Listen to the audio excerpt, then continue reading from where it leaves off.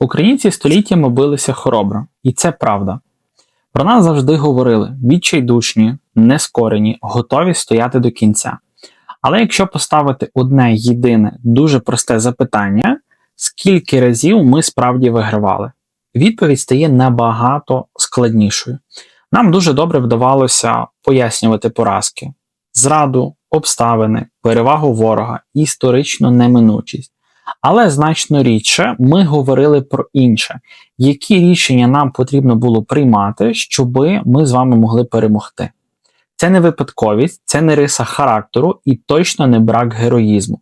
Нас просто дуже довгий період не вчили, як перемагати.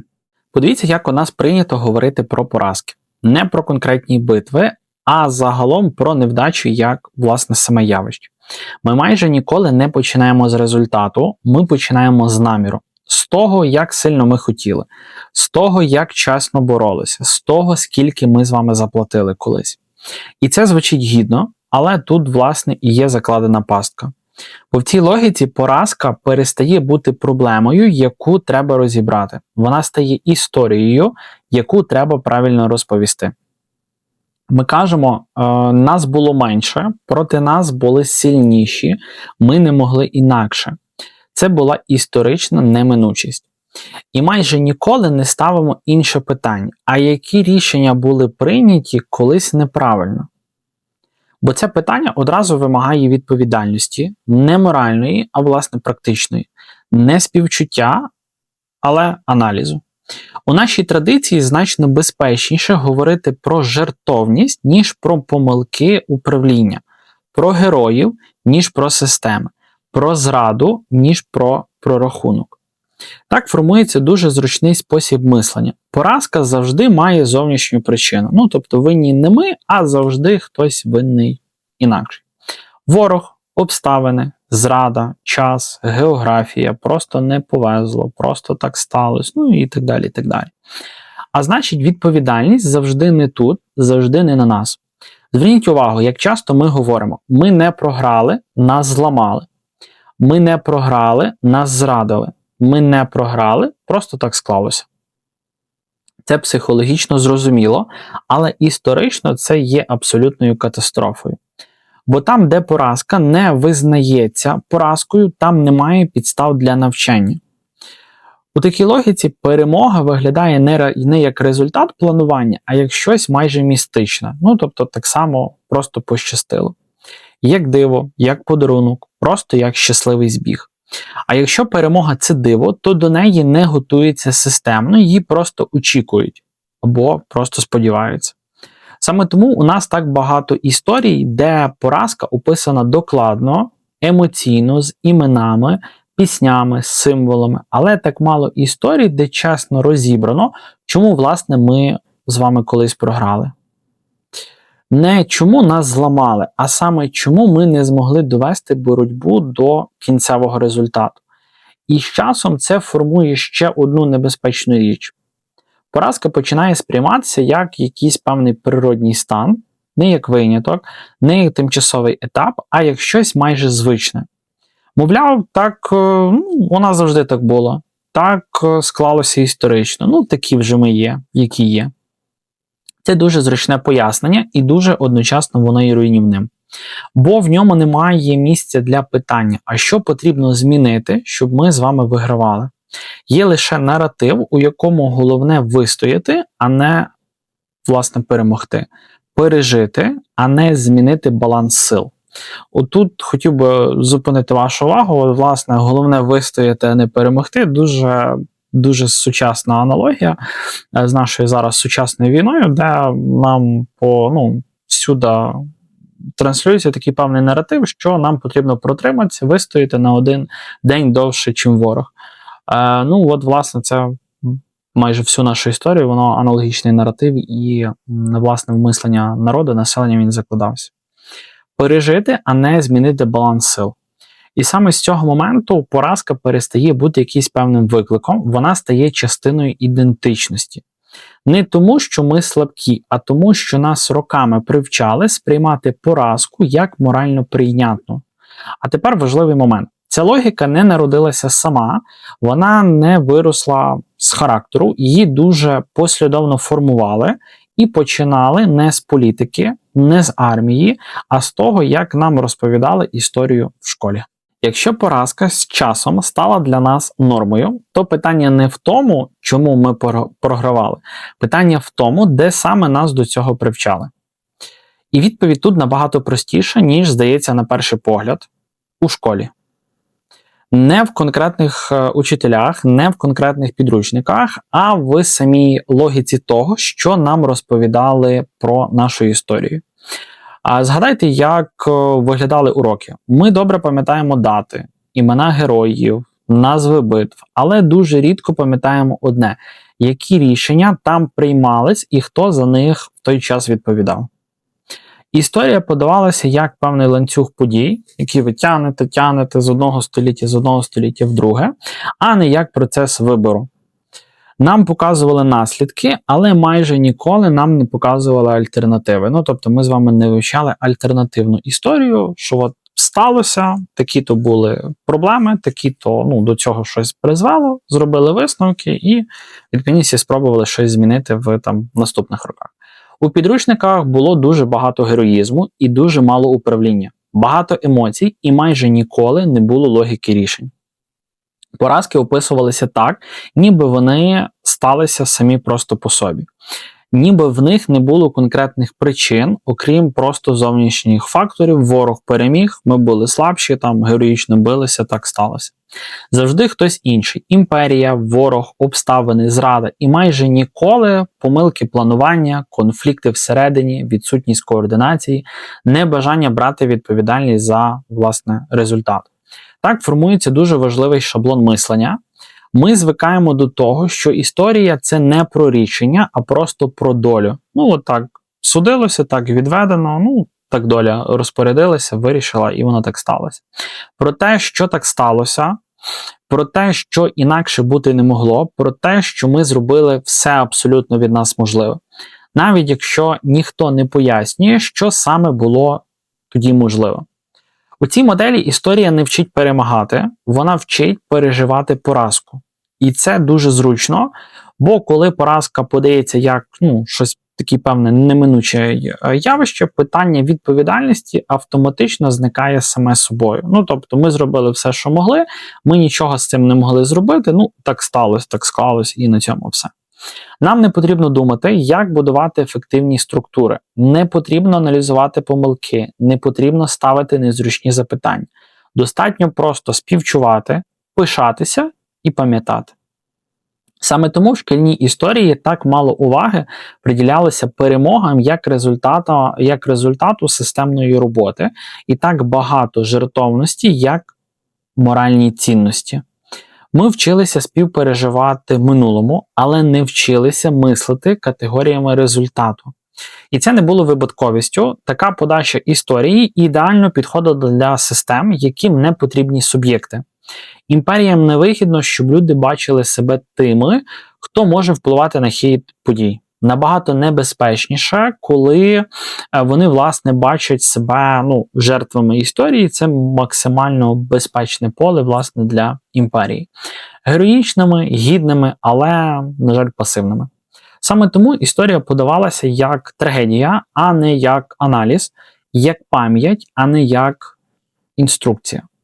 І ця модель закарбувалася з дитинства. Не через прямі заборони, не через ідеологічні лекції, а просто через звичайну щоденну звичку.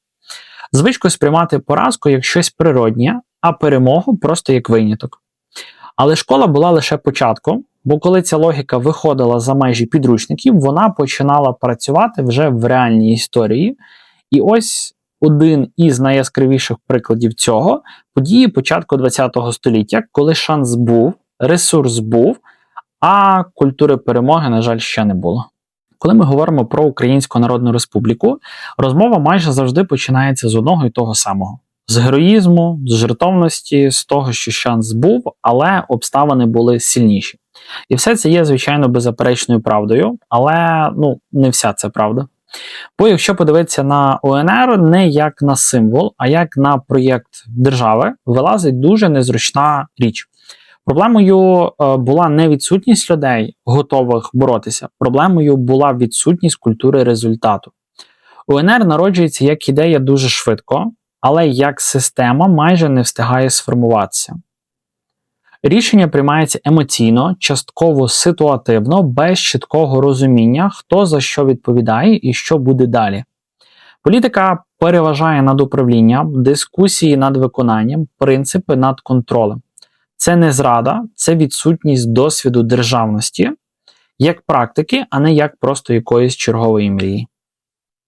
УНР постійно намагається бути морально правильною, але рідко стратегічно жорсткою, і це видно в усьому. У військовій організації, у переговорах, у внутрішніх конфліктах немає чіткої вертикалі відповідальності, немає єдиного центру рішень, який готовий нести будь-які наслідки. Коли щось не виходить, винним стає хтось інший. Зовнішні сили, геополітика, відсутність підтримки. І знову це зрозуміло. Але саме тут закріплюється формула, яка потім буде повторюватися десятиліттями. Поразка пояснюється, аналізується поверхнево і перетворюється на трагедію, а не на урок, який жорсткий, але який необхідно виносити, щоб щось змінювалося. УНР програла не тому, що українці були слабкі, і не тому, що ідея була хибною. Вона програла, бо перемога не була організаційною метою, а радше бажаним, але далеко не обов'язковим результатом. Тобто, якщо б вдалося, вийшло, супер класно, не вийшло, ми і так без цього проіснуємо, проживемо, і нічого смертельного не станеться. У цій логіці головне зберегти правильність, а не нав'язати свою волю. Це дуже тонка різниця, але саме вона відділяє рух, власне, від держави. Після поразки УНР починається найнебезпечніше. Її історію не розбирають холодно, її починають оплакувати. З неї роблять міф – світлий, чесний, трагічний. Але міф – це завжди зручніше, ніж певний аналіз, бо міф не ставить запитань, він просто всіх заспокоює. Гарна картинка, ідеалізована, яку приємно згадувати, було, сталося, живемо далі. І саме в цей момент поразка остаточно перестає бути помилкою, вона стає частиною національного образу. Мовляв, ми не виграли, але ми хоча б були праві. І ця логіка ідеально підходить для наступної системи, яка прийде на ці землі, системи, яка дозволить українцям бути героями минулого, але не суб'єктами майбутнього. Після поразки УНР історія для українців не закінчується. На щастя, вона просто переписується. Але не так, як часто думають, не через заборону пам'яті як, власне, самого поняття, а через зміну її функцій. Радянська система не забороняла говорити про минуле повністю. Вона дозволяла говорити про минуле правильно, так як вигідно радянській системі. Правильно означало так, щоб жодне питання не вело до відповідальності, щоб, не дай Бог, можливо, якщо винести якісь певні уроки, висновки, то другого разу може вийти. Українців у цій історії не позбавляють героїзму, це залишили. Навпаки, героїзм дозволений, подвиг дозволений, жертва дозволена. Але категорично заборонена інша річ – суб'єктність. У радянському наративі українці можуть бути сміливими, терплячими, витривалими, але не можуть бути тими, хто приймає рішення і несе за них наслідки. Поразки українців у минулому подаються як історична неминучість, наслідок об'єктивних процесів, результат класової боротьби. Тобто, як щось, на що конкретні люди не могли ніяк вплинути. І тут відбувається ключова підміна. Якщо поразка неминуча, то аналіз рішень стає просто зайвим. Для чого це аналізувати, якщо і так, ви програєте, правильно? Якщо історія – це потік сил, то відповідальність просто розчиняється, власне, в історії. Саме тому радянська школа не вчила ставити питання, чому ми програли. Вона вчила приймати відповідь, інакше бути не могло. Не потрібно розбиратися, не потрібно аналізувати, не потрібно робити висновків, щоб, не дай Бог, для радянської системи колись та й вийде. У цій логіці українці не автори власної історії, а просто її персонажі і, на жаль, просто актори, а режисери були зовсім інакші системи. Їхня роль просто пережити, вистояти, зберегтися. Але не змінити хід подій. Це надзвичайно зручна модель для імперії, бо вона дозволяє одночасно визнавати страждання, дозволяти пам'ять і при цьому знімати питання відповідальності. Герої є, вони були, завжди є і будуть. Результату ніякого немає і ніхто в цьому не винен. З часом ця логіка зшивається дуже глибоко, вона перестає бути ідеологією, вона стає звичкою мислення. Люди звикають до думки, що великі процеси вирішуються не ними, кимось, десь в вищих колах і так далі, що їхня справа просто вижити, а не формувати результат. І навіть коли радянська система зникає, ця звичка нікуди не дівається. Тобто Радянський Союз вже, слава Богу, розвалився, але звичка, вона залишилася з нами по сьогоднішній день. Вона просто змінює мову, замість об'єктивних законів історії з'являються просто складні обставини. Замість класової боротьби з'являється геополітика. Суть лишається та сама. Результат завжди десь поза зоною контролю, відповідальність завжди є розмитою. Саме тому після формального зникнення імперії ми не отримуємо автоматичної культури перемоги, бо її не можна отримати указом, її або формують руками, або не формують взагалі. Радянський перепис був успішним не тому, що він знищив пам'ять, а тому, що він перепрограмував очікування. Очікування від історії, від держави, очікування від самих себе. І коли ця модель виходить за межі і за рамки шкільних підручників, вона починає працювати в реальному житті. У політиці, в управлінні, в ставленні до відповідальності. Саме тому далі ми з вами говоримо вже не про минуле, а про те, чому ця логіка, на жаль, працює по сьогоднішній час. Коли ми говоримо, що ця модель живе досі, йдеться не про минуле, як таке саме по собі. Йдеться про звички мислення, які формувалися десятиліттями, інколи навіть сотнями років. І не зникають вони просто так автоматично разом із системами. Подивіться, як ми реагуємо на проблеми сьогодні. Перше питання майже завжди «хто винен?». Я думаю, досить часто задається цим питанням, а не що саме не спрацювало. Тобто нам потрібно знайти винного. Окей, ми знайшли винного, він може навіть поніс покарання, але самі механізми і передумови, чому оця людина зробилася винна, ми це не усуваємо. Тобто ми, так би мовити, хочемо вилікувати наслідок, якийсь певний симптом ось проблеми, а не її корінь. Тобто повністю вирвати цю проблему з коренем і щоб її просто більше не існувало і більше цього не повторювати. Ми швидко знаходимо пояснення. Складні обставини, зовнішній тиск, відсутність ресурсів, просто не той час. Зараз все дуже легко і дуже вигідно списувати на війну. Тобто мова не на часі, корупція не на часі, то не на часі, то не на часі, в нас війна, ми переможемо, ми відстоїмо, все вистоїмо, відіб'ємось і десь тоді, колись. Закінчиться війна, ми переможемо, чи ми вистоїмо, чи ми просто її там завершимо і так далі, появляться якісь нові обставини. Тобто, якщо брати мене, наприклад, як людину, скажімо так, я ще коли навчався в школі, 13-14 рік, Майдан, Революція Гідності.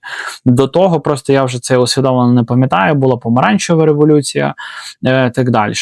Після Майдану, перипетія, АТО, нас окупували, забрали Крим, Донбас, частину Луганської області і так далі. Потім коронавірус, ковід, він теж в кожного нас з вами там чуть, може навіть трошки більше, ніж 2 роки забрав.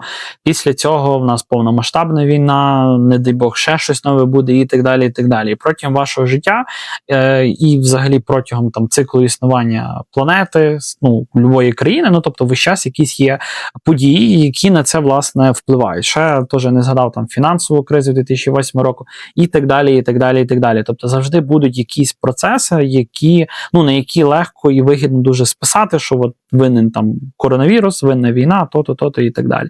І таким чином відповідальність знімати просто банально з себе. І дуже рідко холодний розбір рішень, їх наслідків і персональної відповідальності за результат. Це не означає, що люди не хочуть перемагати. Тобто це не означає, що ми з вами не хотіли би перемогти. Навпаки, очікування перемоги, вони дуже часто є надзвичайно високі, навіть по сьогоднішній день. Тобто очікування перемоги, воно буде завжди сильне. Але при цьому не існує, такий, можна сказати, певний дивний внутрішній конфлікт. Ми хочемо результату, але ми боїмося процесу, який до нього веде. Бо перемога – це завжди відповідальність, це конкретні рішення, це чіткі якісь певні пріоритети і це не є якісь там певні неминучі помилки, за які хтось має точно відповідати. А в культурі, де поразка завжди мала виправдання, відповідальність виглядає небезпечною. Тобто треба виходити з зони комфорту, виходити з зони жертовності і починати брати на себе якусь певну відповідальність. Відповідальність що означає? Програли, хтось за це несе відповідальність. Перемогли, все рівно хтось за це несе відповідальність. Куди безпечніше просто розчинити її в колективі, я зараз маю на увазі відповідальність, у систему, просто так склалося. Саме тому нам так важко говорити про результат без емоційної надбудови, без героїзації, без трагедії. Ми або піднімаємо очікування до неможливого рівня, або одразу готуємо пояснення, чому це не вийде. Це дві сторони однієї моделі, або дві сторони однієї медалі. І поки ця модель працює, кожна поразка сприймається не як сигнал до змін, а просто як черговий доказ того, що з нами щось не так, або світ несправедливий. Теж дуже хороше виправдання, знімати з себе відповідальність, просто що світ несправедливий. Світ несправедливий до кожного народу, до кожної нації, кожної країни, до кожного завжди світ є несправедливий. На думку будь-якого народу, ви можете побачити, що світ для них є несправедливий, більше, менше, і так далі. Це можна тягатися дуже довго. Але ключова проблема не тут. Проблема в тому, що культура поразки не вчить виправляти систему. Вона вчить пристосовуватися до її просто наслідків. Вона формує людей, які можуть вижити в складних умовах, але не завжди готові, що ці умови потрібно змінювати. І це не вирок, це пояснення, бо те, що було сформовано історично, може бути змінено, власне, також історично. Але для цього потрібна одна річ, якої нам довго не вистачало. Чесна розмова не про героїзм, а про рішення, не про наміри, а про результат. Не про те, хто винен, а про те, що саме потрібно змінити. І саме з цього моменту поразка перестає бути нормою, вона знову стає тим, чим і має бути. Просто сигналом. У цьому відео важливо правильно поставити крапку. Те, про що ми сьогодні з вами говорили, це не звинувачення. І точно не спроба сказати, що з нами щось не так. Навпаки, це спроба пояснити, чому ми так часто поводимось так, ніби поразка – це для нас щось звичне, а перемога – це щось випадкове. Нас не вчили програвати тому, що ми слабкі. Нас вчили програвати, бо системам, у яких наш народ жив, не були потрібні ті, хто вміє брати відповідальність за результат. Герої, вони потрібні, жертви дозволені, а от люди, які питають, чому ми не виграли і що потрібно змінити, щоб ми виграли, вони завжди незручні. Але є хороша новина. Культура поразки – це не характер і не доля, це просто звичка. Звички можна змінювати, і їх потрібно змінювати. Якщо її, власне кажучи, спочатку усвідомити. Перемога – це не емоція, не якісь певні правильні слова і не віра сама по собі. Перемога – це культура рішень, аналізу і відповідальність. І вона не з'являється з гасел, вона з'являється з чесних розмов. Саме для цього і існує цей канал. Якщо тобі важливо не просто заспокоюватися історією, а розуміти, чому ми опинилися саме тут, підписуйся на канал Контури історії.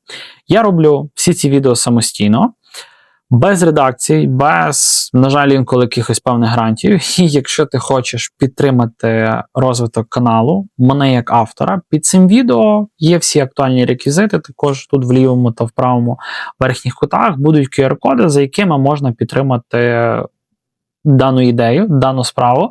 Це не про кошти, це можливість вам долучитися своїм фінансовим вкладом, внеском в український контент, його створення, його популяризацію, і щоб в один прекрасний день, коли ви зайдете, відкриєте YouTube, російського контенту було або настільки мізерно, або його взагалі більше ніколи не існувало.